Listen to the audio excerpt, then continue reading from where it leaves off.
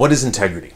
Integrity is a word with deep moral roots in human history. Many philosophers, psychologists, and anthropologists believe that the notion to attach moral meaning to our actions is actually what separates us from the other animals.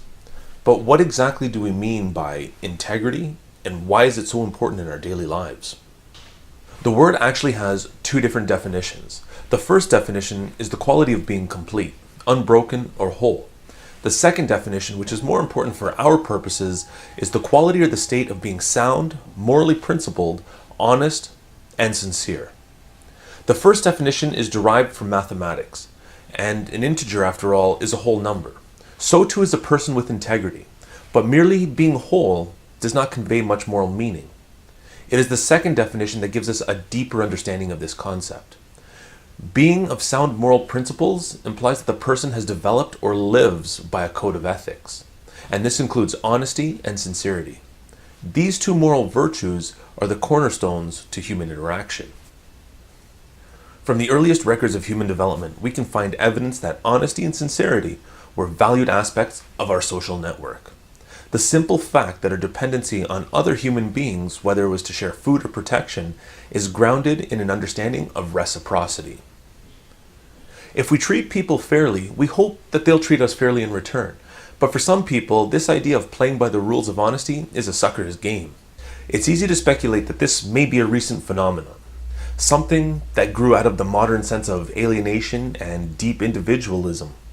But sadly, there's been a struggle between doing the right thing and serving your self-interest, and it's been a prominent feature of the human condition.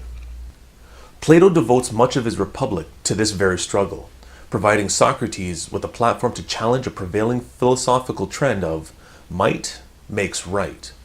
So even in the 5th century BC, the struggle between extreme self-interest and integrity was being played out. For Socrates, many of the contemporary moral philosophers, the people who lived in the principal life, were happier in large, part because they were in sync with their true nature. The moral hero is not necessarily the person we read about on the front page of the newspaper, but is more likely the person who stands by their word and defends the helpless. Another ancient Greek philosopher was Aristotle. He too was also intrigued by the idea of integrity, or as he put it, character. For Aristotle, the virtues of integrity, courage, and other such things were notions that each and every human being could understand, because they were members of the human community.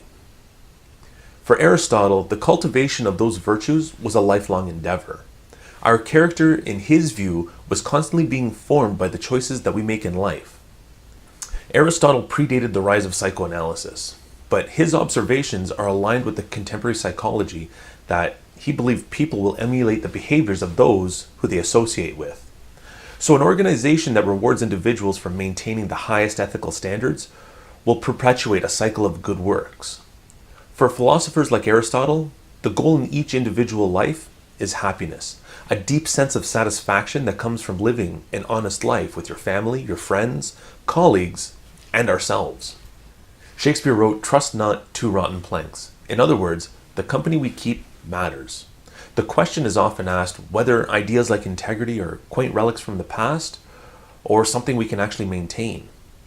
In today's society, we face a lot of things that encourage us to be cunning in order to succeed.